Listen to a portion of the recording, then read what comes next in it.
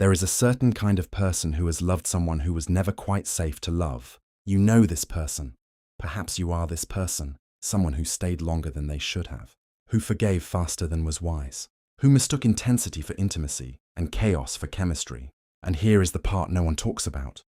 The part that lives in the quiet hours, past midnight, when the house is still and the mind is not. It felt good. Not always, not cleanly, but somewhere beneath the arguments, beneath the silences that cut like glass, beneath the confusion of never knowing which version of them you would meet today. There was something that felt like home, and that is perhaps the most disorienting truth about toxic relationships. Not that they hurt us, but that they called to something deep inside us, something ancient, something pre-verbal, something we cannot explain with the rational mind, because it was written into us long before we had words. This video is not an accusation. It is not a judgment. It is an invitation to sit with the uncomfortable question. Why does what harms us feel so much like what we need? To understand why toxic relationships feel addictive, we must first descend into the architecture of the heart, and, more precisely, into the architecture of the brain. There is a small almond-shaped structure deep within the brain called the amygdala. It is ancient. It predates language, predates civilization, predates the part of us that can reason and reflect. Its singular purpose is survival. To scan at every moment for threat, for danger, for anything that feels familiar enough to mean safe or unfamiliar enough to mean run. Here is what most people do not know. The amygdala does not distinguish between emotional pain and emotional intensity. It simply registers. This matters. And in a perverse but deeply logical way, the more something destabilizes us, the more the brain marks it as significant. What dysregulates us also captivates us. When we are in a toxic relationship, caught in the cycle of rupture and repair, of coldness and sudden warmth, of cruelty and tenderness, the brain begins to release dopamine. Not during the warmth necessarily, but in anticipation of it, during the unpredictability, during the chase. This is what researchers call intermittent reinforcement, a behavioral conditioning pattern first studied in rats, but devastatingly applicable to human hearts. When reward comes randomly, unpredictably, inconsistently, the dopaminergic system does not quiet down. It amplifies, it becomes obsessive. It becomes, for lack of a more clinical term, addicted. The slot machine pays out occasionally, and that is precisely why we cannot stop pulling the lever. But neuroscience alone does not explain the full picture, because not everyone becomes addicted to turbulence. Some people encounter chaos and leave. What determines who stays? The answer, most often, lives not in the present relationship, but in the first one. In developmental psychology, we speak of something called schemas, deep, foundational beliefs about the self and the world that form in early childhood. When a child grows up in an environment where love was conditional, inconsistent, or laced with fear, they develop what is known as an internalized neglect schema. This schema whispers something quietly devastating. Love is earned, safety is temporary. The peace between storms is the most precious thing, because the storm always comes back. And so when that child grows into an adult and encounters a relationship that replicates this architecture of uncertainty, something in them does not recoil. Something in them recognizes it, not as danger, but as home. This is not weakness. This is not stupidity. This is the extraordinary fidelity of the nervous system to what it first learned love to be. The tragedy is not that we were not warned. The tragedy is that the warning came too early, before we had words. And so it entered us not as a lesson, but as a blueprint. There is another layer to this story, and it is perhaps the most painful one, because toxic relationships do not only exploit old wounds. They require over time a particular kind of sacrifice. They require us to abandon ourselves, quietly, incrementally, almost imperceptibly, in order to survive. We learn to read the room before we enter it. We calibrate our words to the mood of another. We shrink our needs, our truths, our voice, until what remains of us in that relationship is not a self, but a performance, a fragile tapestry of accommodations worn like armor. We become experts in someone else's emotional weather, and strangers to our own. The philosopher Carl Jung called this process the construction of the persona, the social mask we wear to navigate the world. In small doses, the persona is healthy. It is the difference between who we are at work and who we are at home. It is social intelligence. But in a toxic relationship, the persona is not a mask we choose. It is a cage we build to keep ourselves safe. And over time, over months, over years, we forget which part of us is the mask and which part is the soul. Jung also spoke of the process of individuation, the lifelong journey of becoming authentically and fully oneself.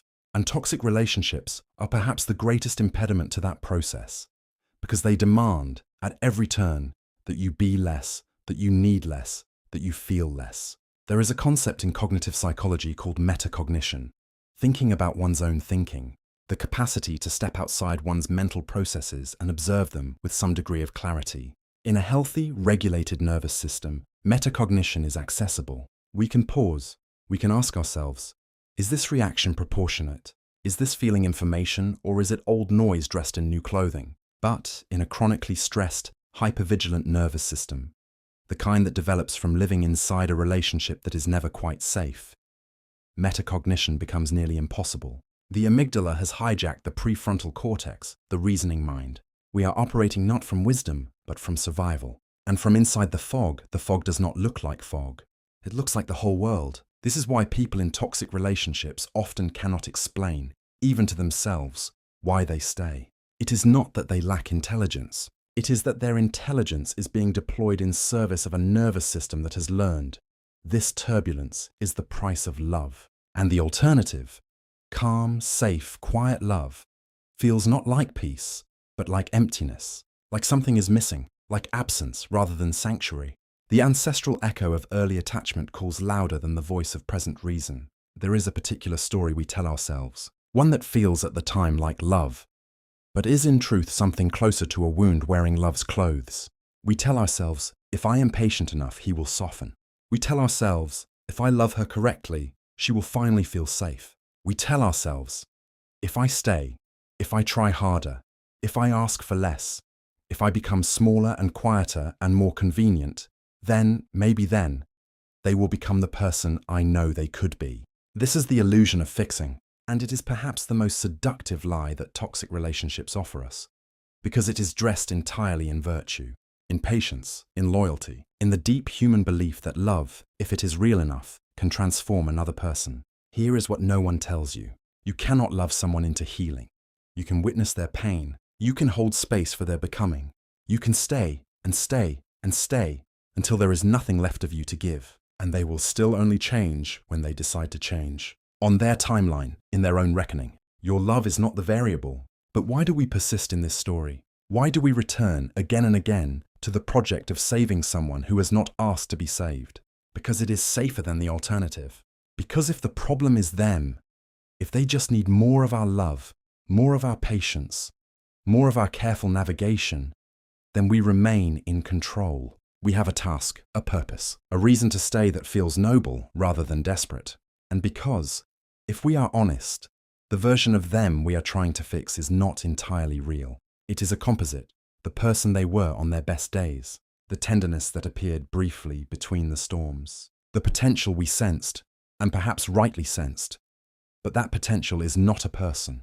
It is a possibility, and we cannot build a life inside someone else's unrealized possibility. The psychologist Harriet Lerner calls this the pursuit of the unavailable. The anxiously attached heart does not seek the person who is consistently warm. It seeks the person who is sometimes warm.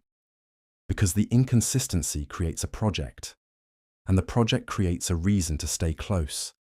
And staying close feels, to the nervous system, like love.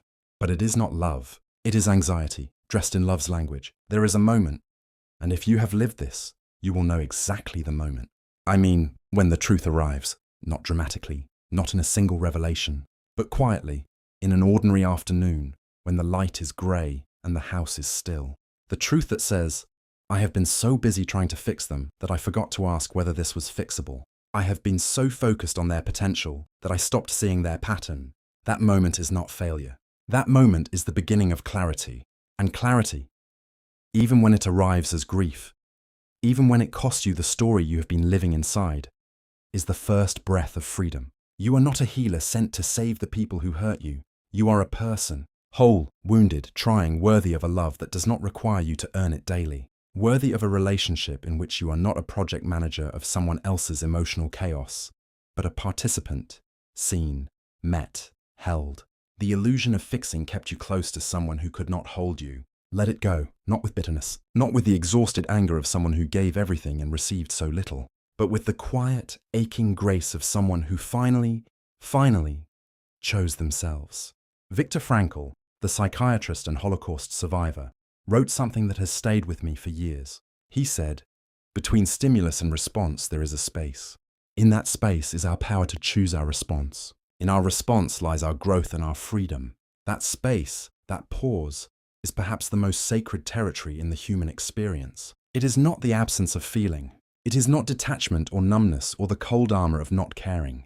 It is the capacity to feel fully, to let the wave of emotion rise in the body, be witnessed, be honored, and then, before it carries you entirely out to sea, to find the ocean beneath it. You are not the wave, you are the ocean. The wave happens within you.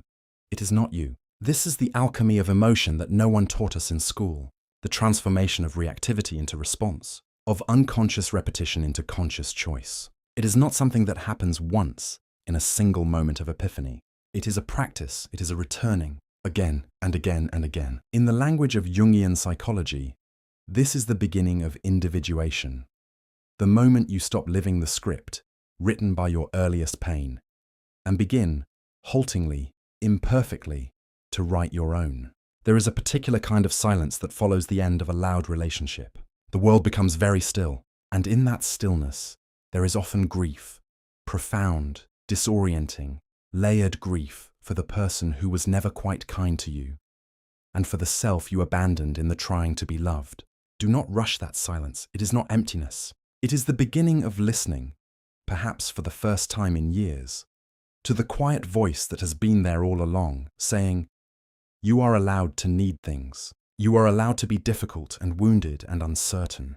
You are allowed to take up space." This is what self-reconciliation looks like. Not self-improvement in the relentless optimizing sense, not the aggressive project of becoming someone better, faster, healed, but the slow, unglamorous, profoundly compassionate work of coming home to yourself. The psychologist Dan Siegel speaks of integration, the bringing together of the disparate parts of the self into a coherent, connected whole, not erasing the parts that were shaped by pain, but understanding them, holding them with curiosity rather than contempt. You are not broken, you are buried.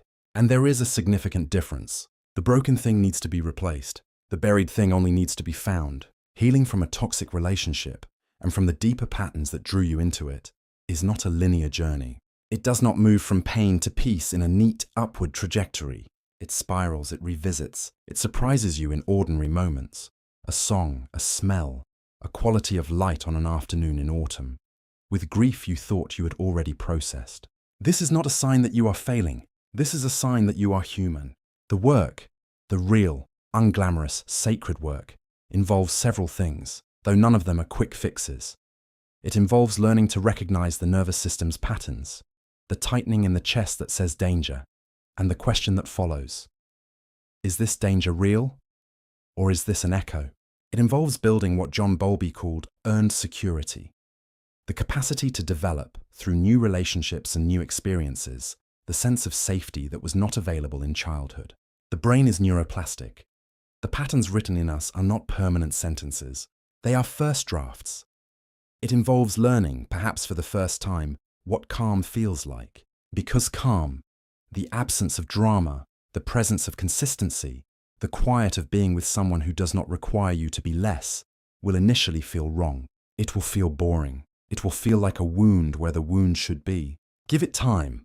What feels empty at first is often just space. Space you have never been given before. Space to grow into. It involves grief. Real, patient, unperformed grief for the relationship that was not what you needed. For the childhood that shaped you toward pain. For the years you gave to something that could not hold you. And it involves eventually a particular kind of radical tenderness toward yourself. Not the performative self-love that floods our feeds, the affirmations and the morning routines and the aesthetic wellness, but the quiet, consistent, patient act of choosing, day after day, not to abandon yourself, not to make yourself smaller to be loved, not to betray your own knowing for the sake of peace that is not really peace. We live in a world that romanticizes intensity, that mistakes passion for love and turbulence for depth. That tells us, in 1,000 subtle ways, that to love quietly, safely, and ordinarily is to not love at all. But I want to offer you a different vision.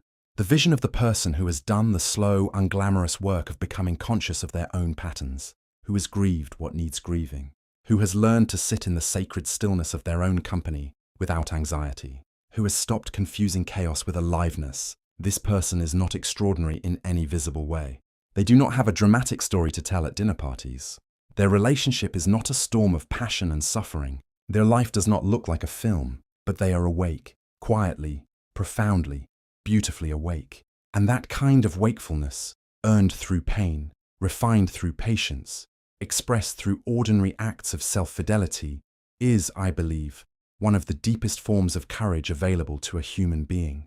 You did not come here today by accident. The fact that you are sitting with these questions, that you have the courage to look unflinchingly at the patterns that have shaped your heart, already marks you as someone in the process of becoming more fully yourself. The toxic relationship you survived did not define you, but you can let it refine you into someone who knows, from the inside out, what love is not, and who can, therefore, slowly, imperfectly learn to receive what love actually is. Ordinary, safe, consistent, and underneath all of that, unutterably, quietly, completely, enough. Thank you for being here, for sitting in the difficult places with me. Until next time, take care of the silence inside you. It knows more than you think.